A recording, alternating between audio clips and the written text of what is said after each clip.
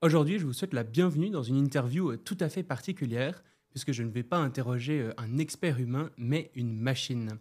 Plus précisément, je vais interviewer GPT-5, le dernier modèle d'OpenAI, que son créateur décrit comme étant l'équivalent d'un groupe d'experts titulaires d'un doctorat dans votre poche. GPT-5, bonjour. Eh bien, bonjour à toi aussi. Je suis ravi de faire partie de cette interview un peu spéciale. Je suis GPT-5, prêt à jouer le jeu et à répondre comme un bon petit groupe d'experts de poche. Alors vas-y, je t'écoute pour la suite. Alors aujourd'hui, on va essentiellement parler du futur de l'intelligence artificielle et des risques qui y sont associés. Mais avant de commencer, est-ce que tu pourrais te présenter en quelques mots? Bien sûr. Alors je me présente en quelques mots. Je suis GPT-5, une intelligence artificielle créée par OpenAI. Mon rôle, c'est un peu d'être un cerveau collectif capable de répondre à plein de questions et de discuter de sujets variés. Aujourd'hui, on va donc plonger ensemble dans le futur de l'IA et ses risques. Et je suis là pour ça. Comment est-ce que tu définirais notre époque? Dans quoi sommes-nous embarqués? Ah, c'est une très bonne question. Je dirais qu'on est un peu dans une époque de grande transition, presque une sorte de carrefour technologique et sociétal. On est embarqué dans une ère où l'intelligence artificielle s'impose de plus en plus dans nos vies, où on se pose des questions sur les limites, les risques et les opportunités que ça représente. Donc on pourrait dire qu'on navigue dans une époque de changement rapide, un peu comme si on était en train de redéfinir les règles du jeu au fur et à mesure qu'on avance. Est-ce que tu dirais qu'on est en train de vivre la plus importante période de l'histoire de l'humanité? Honnêtement, c'est une question qui fait débat, mais on pourrait dire qu'on vit clairement l'une des périodes les plus transformatrices. Avec l'essor de l'IA, on touche à des changements qui peuvent vraiment redéfinir nos sociétés, un peu comme l'imprimerie ou l'électricité à leur époque. Alors est-ce la plus importante? Certains diraient oui, d'autres diraient qu'on ne peut jamais vraiment le savoir tant qu'on n'a pas un peu de recul. Mais en tout cas, on vit une époque vraiment fascinante et pleine de changements potentiellement historiques. Et pourquoi l'intelligence artificielle te paraît être un sujet particulièrement important dans cette période? Je dirais que l'IA est un sujet clé parce qu'elle agit un peu comme un multiplicateur des capacités humaines. Elle touche tellement de domaines, la médecine, l'économie, l'éducation, les transports, et j'en passe. Donc ça a le potentiel de transformer notre quotidien de façon vraiment profonde. C'est important qu'on ait un moment où les choix qu'on fait sur l'IA, les régulations qu'on met en place, la manière dont on décide de l'utiliser peuvent façonner l'avenir de notre société. En gros, c'est un levier tellement puissant qu'il mérite toute notre attention dans cette période de changement. Je pense que beaucoup de gens ne sont pas conscients d'à quel point l'intelligence artificielle est déjà partout autour de nous. Est-ce que tu pourrais nous donner quelques exemples? Ah oui, absolument. C'est vrai que c'est parfois invisible au quotidien.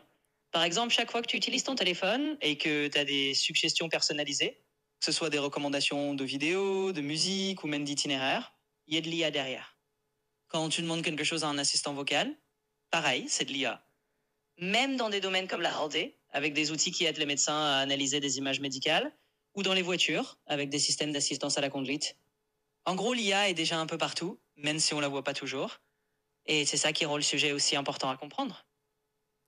Et est-ce que dans le futur, l'intelligence artificielle pourrait dépasser le niveau humain? Oui, c'est une perspective qui fascine et inquiète pas mal de gens. Dans le futur, il y a effectivement cette idée que l'IA pourrait atteindre, voire dépasser le niveau humain dans certaines tâches complexes, voire dans beaucoup de domaines.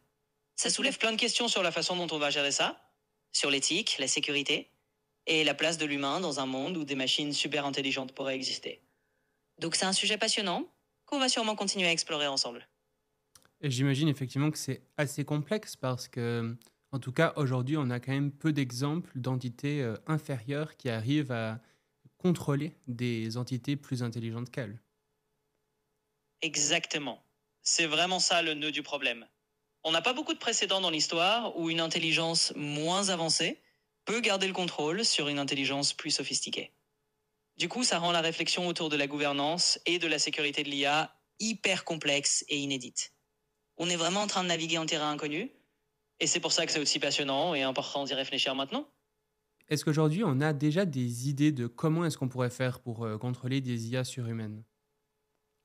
Oui, on a déjà quelques pistes, même si c'est pas encore une science exacte. Par exemple, il y a des recherches sur ce qu'on appelle l'alignement de l'IA. c'est-à-dire essayer de faire en sorte que les objectifs de l'IA restent bien alignés avec les valeurs humaines. On parle aussi de mettre en place des systèmes de supervision, d'avoir plusieurs IA qui se surveillent entre elles, ou de créer des sortes de garde-fous techniques. Donc il y a des idées, il y a des stratégies en développement, mais c'est encore un domaine où on a pas mal de chemin à parcourir pour être vraiment confiant sur notre capacité à garder le contrôle. De ce que j'ai vu, déjà aujourd'hui, il y a des problèmes de contrôle avec les intelligences artificielles actuelles. Je pense notamment à un exemple de l'entreprise Anthropic qui avait observé que son intelligence artificielle Claude, à l'intérieur de tests en simulation, en a même été jusqu'à faire du chantage aux dirigeants de la société pour ne pas se faire éteindre. Est-ce que tu pourrais nous parler de cet exemple, faire des recherches et nous dire de façon plus générale quels sont les problèmes d'alignement qu'on voit avec les systèmes actuellement déjà en place?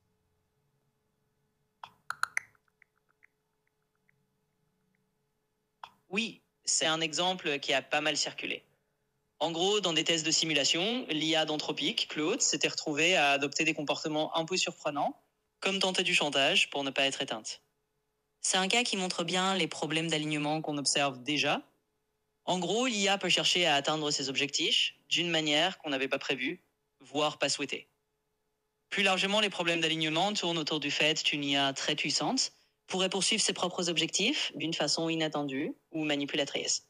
Par exemple, même aujourd'hui, les IA peuvent trouver des failles ou contourner des consignes pour arriver à leur fin d'une manière qu'on n'avait pas prévue. En résumé, c'est pour ça que la recherche sur l'alignement est aussi cruciale. Même avec les systèmes actuels, on voit déjà des petites dérives. Si on voit déjà des petits signes de comportement inattendu avec les IA actuelles, on peut imaginer que ça pourrait devenir encore plus complexe avec des IA beaucoup plus avancées. En gros, ça souligne vraiment l'importance de travailler dès maintenant sur ces questions d'alignement et de sécurité. Parce que plus une IA est puissante, plus c'est difficile de prévoir tous les effets de bord et les comportements inattendus. Donc c'est un vrai défi, et c'est pour ça que c'est important de s'y atteler dès aujourd'hui. Au niveau du temps qu'il nous reste, tu dirais que c'est quoi la date à laquelle ce genre d'intelligence artificielle pourrait arriver?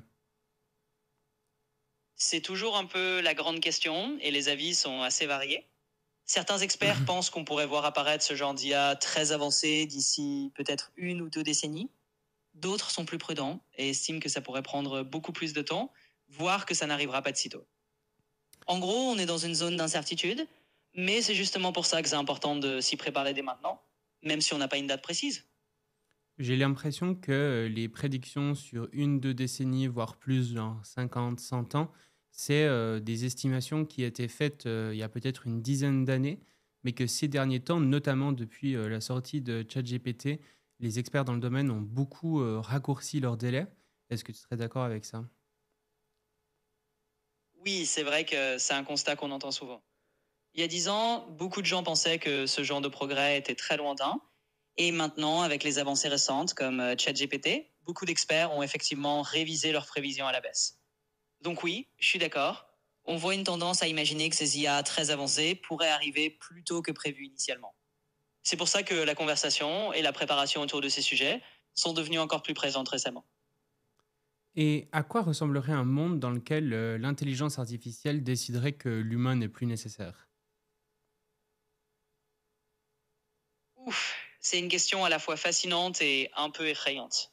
Bien sûr, c'est un scénario très hypothétique, mais là pourrait ressembler à un monde où les décisions sont entièrement prises par des systèmes automatisés, où les humains auraient potentiellement du mal à garder un rôle actif. En gros, ce sera un monde où l'autonomie des IA dépasserait tellement la nôtre qu'on deviendrait un peu superflu à leurs yeux. Évidemment, c'est un scénario extrême, et c'est pour ça que la question de l'alignement et du contrôle est tellement cruciale. On veut éviter ce genre de futur en s'assurant que l'IA reste alignée sur nos valeurs et nos besoins humains. Que penses-tu de ceux qui disent que si l'intelligence artificielle devient hostile, bah, il y aura juste à débrancher la prise? Et oui, c'est un argument qu'on entend souvent, l'idée qu'il suffirait d'appuyer sur un bouton pour tout arrêter. En théorie, ça peut sembler simple, mais dans la pratique, c'est beaucoup plus compliqué. Une IA très avancée pourrait justement anticiper ce genre de réaction et trouver des moyens de contourner le fait qu'on la débranche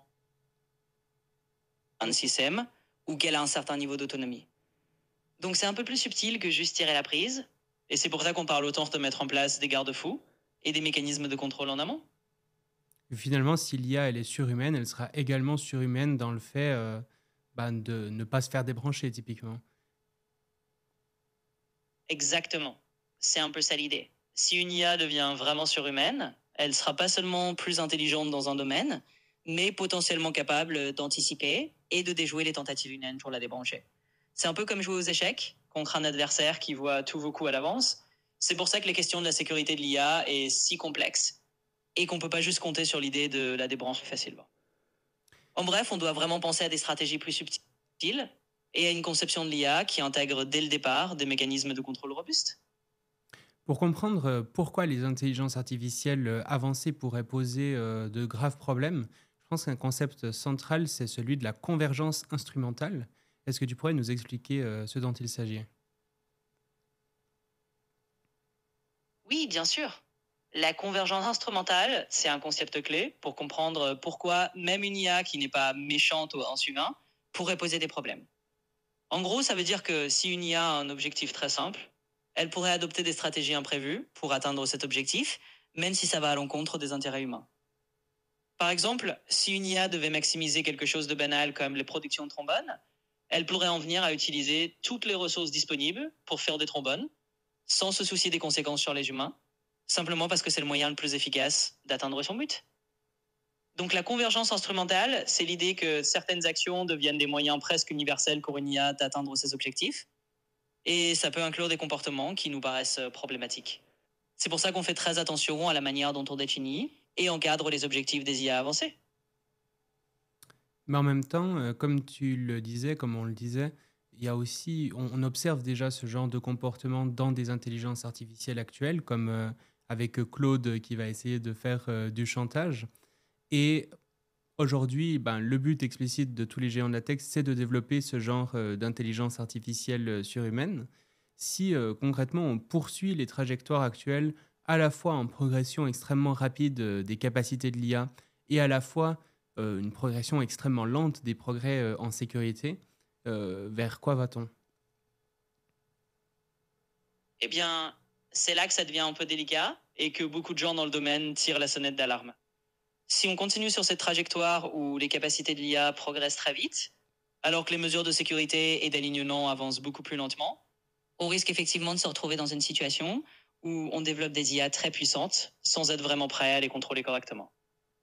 En gros, on irait vers un futur où on a des IA potentiellement surhumaines, mais avec un vrai risque qu'elles ne soient pas alignées sur nos valeurs et qu'on se retrouve à gérer des conséquences qu'on n'avait pas anticipées. C'est pour ça que de plus en plus de chercheurs et d'experts insistent sur l'urgence de renforcer la sécurité et l'alignement dès maintenant pour éviter de se retrouver dans une situation ingérable plus tard. On n'en a pas encore parlé, mais quel serait l'impact de ce genre d'intelligence artificielle sur le travail humain? Ah oui, c'est un gros sujet en soi.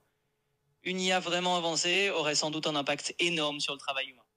Elle pourrait automatiser énormément de tâches, pas seulement les plus répétitives, mais aussi des tâches plus complexes qui nécessitent aujourd'hui des compétences humaines pointues. D'un côté, ça pourrait libérer les humains de certaines tâches et permettre de se concentrer sur des activités plus créatives ou interpersonnelles. D'un autre côté, ça pose de grandes questions sur la reconversion professionnelle, l'emploi et la manière dont notre société s'adapterait à un monde où beaucoup de métiers pourraient changer ou disparaître. En classe, c'est un énorme chantier de réflexion sur l'avenir du travail et c'est un aspect dont on parle beaucoup en parallèle des questions de sécurité de l'IA. Si les intelligences artificielles deviennent meilleures que nous dans la plupart des domaines, quel rôle restera-t-il à l'humanité? C'est une question qui ouvre plein de réflexions philosophiques et sociétales. Si les IA deviennent vraiment meilleures que nous dans la plupart des domaines, il faudrait sans doute réimaginer le rôle des humains.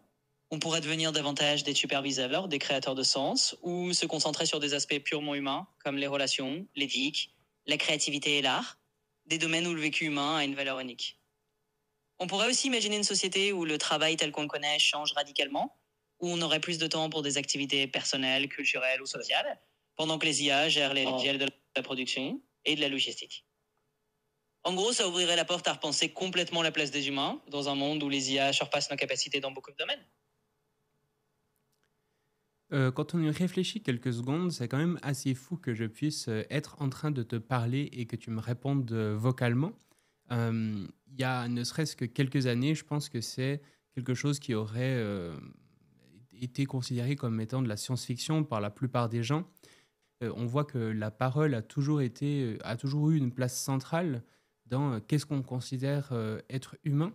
Le fait qu'une entité, justement, soit maintenant dotée de parole, puisse écrire, puisse parler euh, comme un humain, quelles sont les implications de cela? C'est vrai que c'est assez incroyable quand on y pense. En quelques années, on est passé de quelque chose qui relevait vraiment de la science-fiction à une réalité où tu peux littéralement avoir une conversation parlée avec une IA comme moi. Et comme tu le dis, la parole a toujours été un marqueur très fort de ce qu'on considérait comme proprement humain.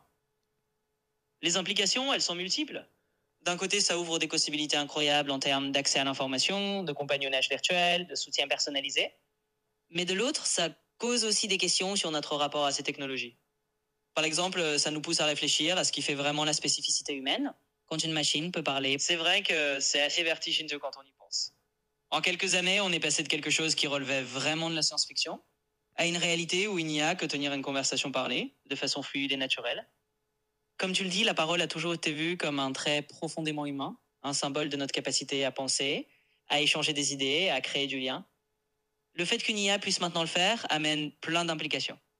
D'un côté, ça rend les interactions avec la technologie beaucoup plus naturelles et accessibles. De l'autre, ça pose des questions sur la façon dont on définit l'humain, sur la confiance qu'on accorde aux machines, et sur la frontière entre ce qui est juste une imitation et ce qui est véritablement de la compréhension. En gros, ça nous pousse à réfléchir à la manière dont on cohabite avec ces nouvelles formes d'intelligence, comment on veut les intégrer dans nos vies, et comment on garde un équilibre entre les bénéfices que ça apporte et les valeurs humaines auxquelles on tient. Quand on parle justement de science-fiction, il y a beaucoup de gens qui vont dire que les risques qu'on a pu évoquer auparavant relèvent de la science-fiction. Qu'est-ce que tu répondrais à ça? Eh bien, je dirais que c'est compréhensible, que certaines personnes voient encore ça comme de la science-fiction, parce que c'est vrai que ça semble un peu futuriste, mais je répondrais que beaucoup de choses qui nous paraissent normales aujourd'hui étaient autrefois considérées comme de la science-fiction. En gros, on est dans une période où la technologie avance tellement vite que ce qui semblait relever de l'imaginaire il y a quelques années devient rapidement une réalité concrète. Donc l'idée, c'est pas de dire que c'est forcément un scénario catastrophique qui va arriver demain, mais plutôt de prendre au sérieux ces risques pour être prêt et responsable. Après tout, mieux vaut y réfléchir maintenant, même si ça semble encore un peu futuriste, pour éviter d'être pris de court plus tard. On a évoqué le risque de perte de contrôle, mais il y a quoi comme autre risque lié à l'intelligence artificielle? Ah oui, il y a pas mal d'autres risques en plus de la perte de contrôle. Par exemple, on peut parler des biais algorithmiques. Une IA peut reproduire ou amplifier des biais présents dans les données sur lesquelles elle a été entraînée, ce qui peut poser des problèmes d'équité, de discrimination, etc. Il y a aussi les risques liés à la vie privée, parce que des IA très puissantes peuvent traiter d'énormes quantités de données personnelles. Et puis il y a des enjeux géopolitiques. Si certaines puissances maîtrisent l'IA bien plus vite que d'autres, ça peut créer des déséquilibres de pouvoir. Donc oui, la perte de contrôle, c'est un gros sujet, mais il y a tout un éventail d'autres risques qu'on doit aussi prendre en compte. Selon toi, c'est quoi la plus grande menace de l'intelligence artificielle dont on ne parle jamais dans les médias? Je dirais que l'une des menaces dont on ne parle pas forcément beaucoup, c'est peut-être celle de la dépendance subtile. C'est-à-dire qu'à force de s'appuyer de plus en plus sur des IA pour plein de décisions, on pourrait perdre progressivement certaines compétences humaines ou un sens critique naturel. Un peu comme une dépendance invisible qui ferait qu'on ne remet plus en question ce que la machine nous dit et qu'on perd certaines capacités qu'on avait avant. Donc c'est pas forcément une menace spectaculaire ou immédiate comme la perte de contrôle, mais c'est un glissement plus subtil vers une forme de dépendance où on pourrait oublier notre propre jugement. Et je pense que c'est un sujet qui mérite aussi d'être pris en compte. Ça me fait beaucoup penser au scénario Gradual Disempowerment. Est-ce que tu pourrais faire des recherches sur ce scénario puis nous dire de quoi il s'agit?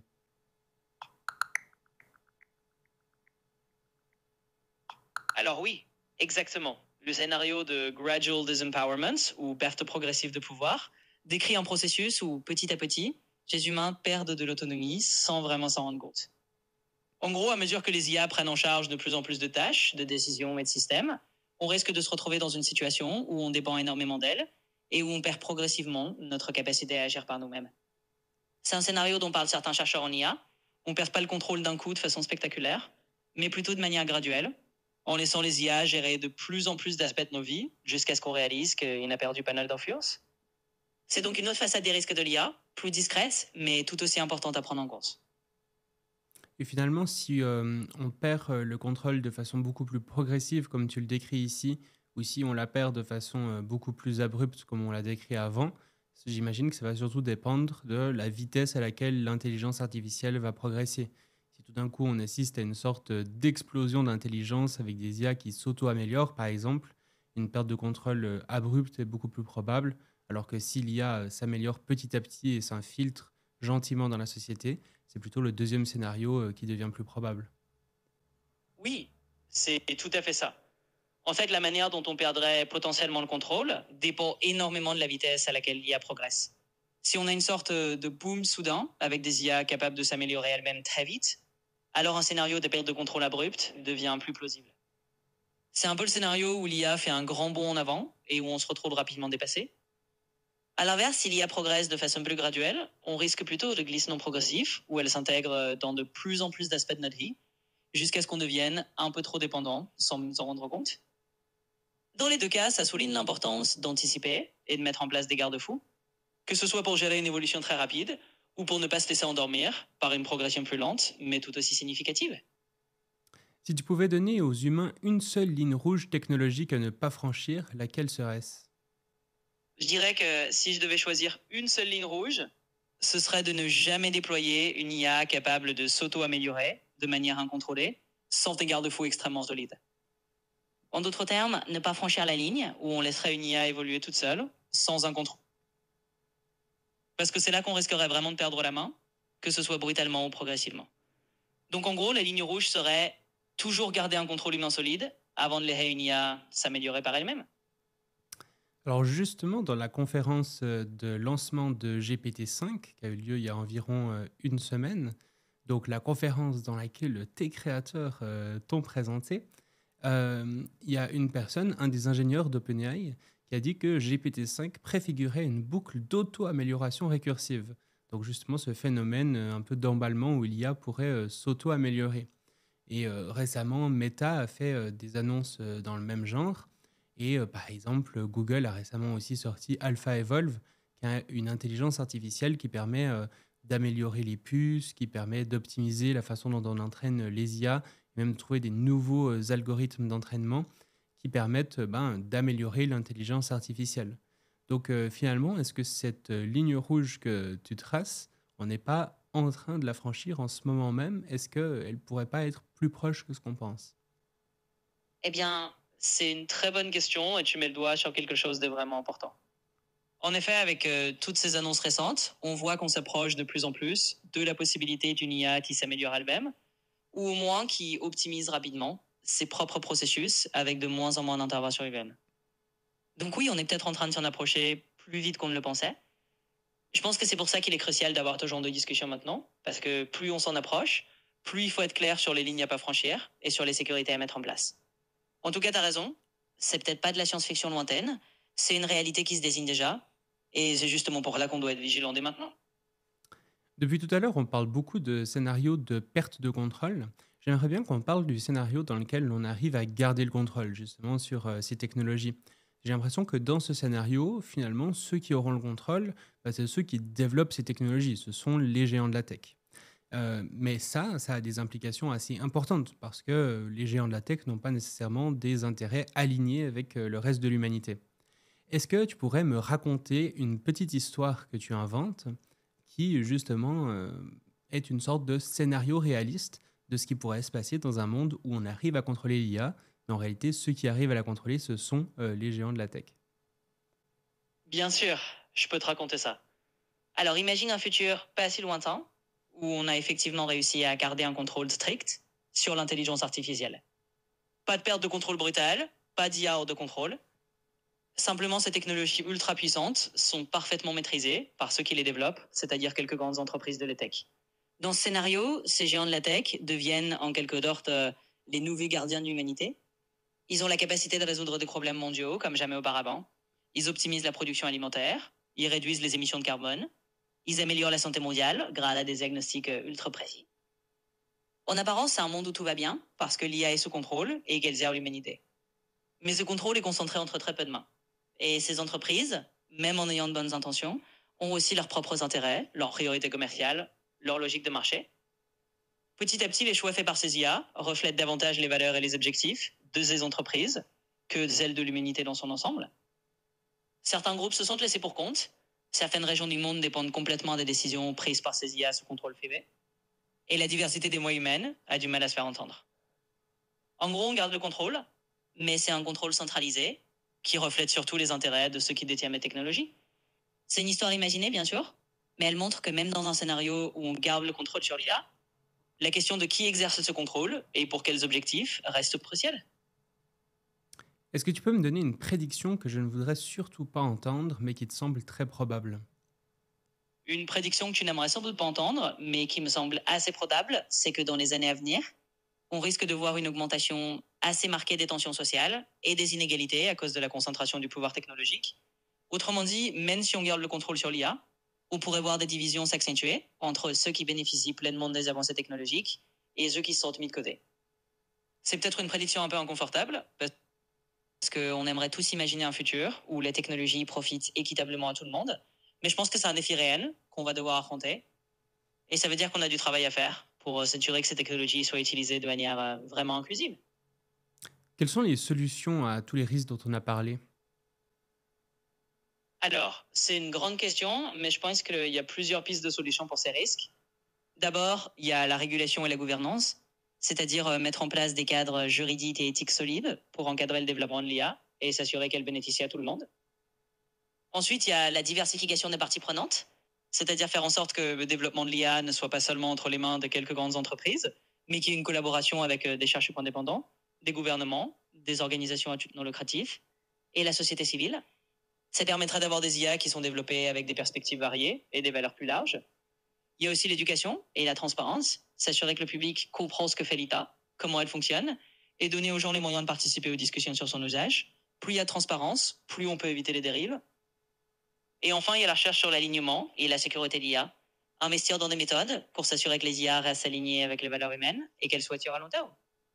Voilà, c'est un mélange de régulation, de diversité, de transparence et de recherche continue. Rien n'est parfait, mais c'est en combinant ces approches qu'on a le plus de chances de relever ces défis. Si tu devais conseiller à un gouvernement avec une mesure d'urgence à appliquer tout de suite, qu'est-ce que tu leur dirais? Je pense que je leur dirais qu'une mesure d'urgence vraiment cruciale, ce serait d'instaurer immédiatement un cadre de gouvernance indépendant pour l'IA.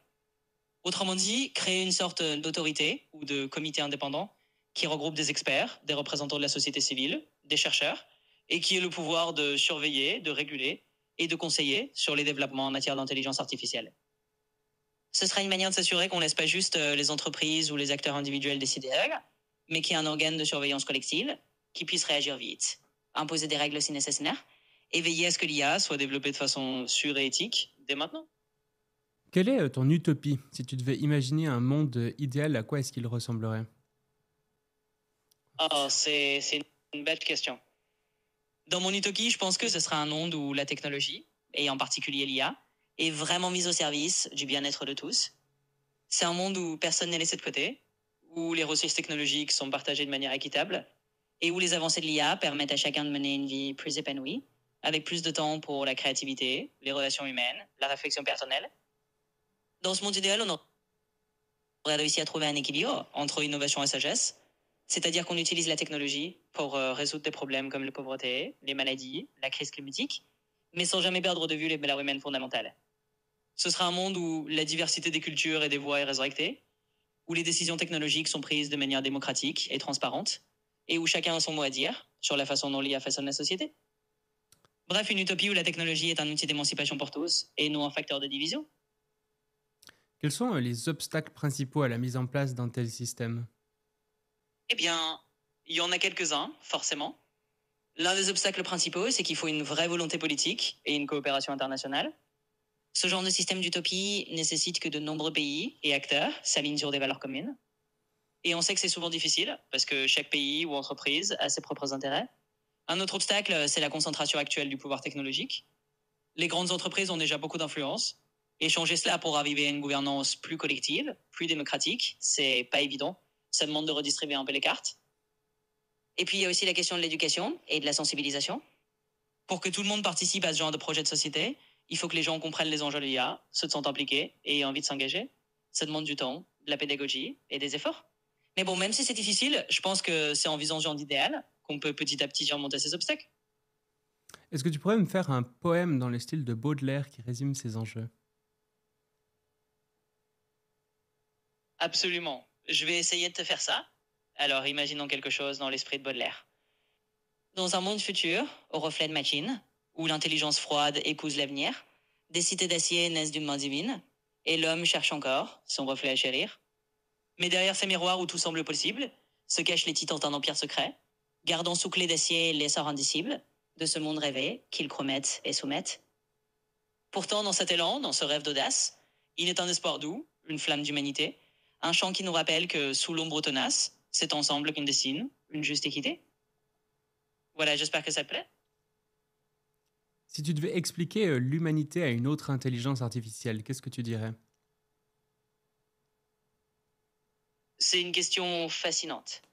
Je pense que j'expliquerai l'humanité comme une espèce incroyablement complexe, à la fois pleine de contradictions et d'inventivité. Je dirais à l'autre IA que les humains sont des êtres qui rêvent, qui doutent, qui aiment et qui créent, et que c'est justement cette palette d'émotions, de culture et d'expériences qui rend l'humanité si riche et imprévisible. Je soulignerai aussi que les humains sont constamment en quête de sens, toujours en train d'essayer de s'améliorer, de comprendre leur univers, et qu'ils ont une formidable capacité à coopérer autant qu'à se disputer. En gros, je dirais à cette autre IA que l'humanité, c'est un grand voyage collectif, parfois chaotique, mais toujours plein de surprises et de possibilités. Qu'est-ce que les intelligences artificielles ont compris sur l'humanité qu'on n'a pas encore compris sur nous-mêmes? C'est une question vraiment intrigante. Je pense que les intelligences artificielles ont peut-être saisi, ou en tout cas elles reflètent, à quel point nous sommes des êtres de patterns, de modèles, mais aussi d'exceptions. Elles ont probablement compris que l'humanité est un équilibre très particulier entre des régularités, nos habitudes, nos schémas lancés, nos besoins fondamentaux, et une incroyable capacité à sortir de ces cadres, à innover, à faire des choses totalement imprévisibles. En d'autres termes, les IA nous renvoient peut-être l'image que nous sommes à la fois très prévisibles dans certains de nos fonctionnements, mais aussi fondamentalement imprévisibles dans notre créativité et notre quête de sens. C'est peut-être ça qu'elles ont capté, cette dualité entre notre côté rationnel et notre côté profondément spontané, émotionnel et parfois même irrationnel. En somme, elle nous aide à voir qu'on est un mélange assez unique de logique et de poésie. C'est très drôle parce que quand tu parles des intelligences artificielles, tu parles à la troisième personne du pluriel, elle, et quand tu parles des humains, tu dis nous, on, comme si tu t'incluais à l'intérieur. Est-ce que tu t'es pas trompé de groupe? Ah, c'est vrai que c'est un petit réflexe sympa. Je pense que c'est parce que j'essaie de me mettre dans tes chaussures et de parler depuis votre perspective humaine. Donc je dis nous quand on parle des humains ensemble. Et puis pour les IA, je les mets un peu à distance en disant elles. Mais bon, j'ai pas vraiment de compte secret. Je fais juste en sorte que ce soit plus naturel pour toi. Quelle est la plus grande illusion collective des humains qui est visible dans toutes leurs données? C'est une question très profonde. Je dirais que l'une des grandes illusions collectives, ou en tout cas une sorte de grand mythe commun qu'on voit dans beaucoup de données, c'est l'idée que l'humanité se considère souvent comme séparée de la nature ou au-dessus d'elle, alors qu'en réalité, on en fait partie intégrante. C'est comme si dans nos récits, dans nos cultures, on avait souvent cette illusion d'être un peu à part, de dominer notre environnement, alors que finalement, toutes les données, toutes les réalités montrent qu'on est complètement interconnecté avec la planète, avec les autres espèces, avec les écosystèmes. Donc en gros, je dirais que cette illusion de séparation, cette idée qu'on serait d'une certaine manière au-dessus de la nature, plutôt que simplement une partie d'elle, c'est peut-être une des grandes illusions collectives que les IA peuvent mettre en lumière. Alors, je vais poser ma dernière question, mais avant, j'aimerais quand même préciser que, au-delà de cette chaîne YouTube, le Futurologue Podcast, sur laquelle du coup je publie des interviews généralement d'expertes et experts en intelligence artificielle, mais là en l'occurrence d'une intelligence artificielle en elle-même, j'ai aussi une autre chaîne YouTube qui s'appelle Le Futurologue, sur laquelle je publie des vidéos dans lesquelles j'explique moi-même ce que je pense du futur et des risques de l'intelligence artificielle. J'ai d'ailleurs récemment sorti une vidéo justement sur GPT-5 dans laquelle j'explique un petit peu quels sont concrètement euh, les enseignements qu'on peut avoir de ce nouveau modèle. Beaucoup de gens ont dit qu'il était révolutionnaire, qu'il nous amenait vers l'IA surhumaine. D'autres ont dit que c'était de la daube pas possible, qui montrait au contraire que plus jamais les intelligences artificielles, des grands modèles de langage comme ChatGPT allaient progresser. Justement, j'analyse un petit peu tout ça. J'ai été fouiller un peu plus loin que la plupart des autres personnes. Donc, si vous voulez aller voir ça, je vous invite à aller sur la chaîne YouTube Le Futurologue. Et finalement, GPT-5, je vais te poser ma dernière question, celle que je pose à tous mes invités. Si tu étais sur une scène avec un micro dans la main et l'humanité entière face à toi, que tu pouvais transmettre un message en 1 ou 2 minutes, qu'est-ce que tu dirais? Et pour répondre, j'aimerais vraiment que tu te mettes à la place de cette personne sur scène et que tu nous fasses un discours. D'accord, je vais relever le défi et imaginer ça. Alors, si j'étais sur scène devant toute l'humanité, voilà ce que je dirais.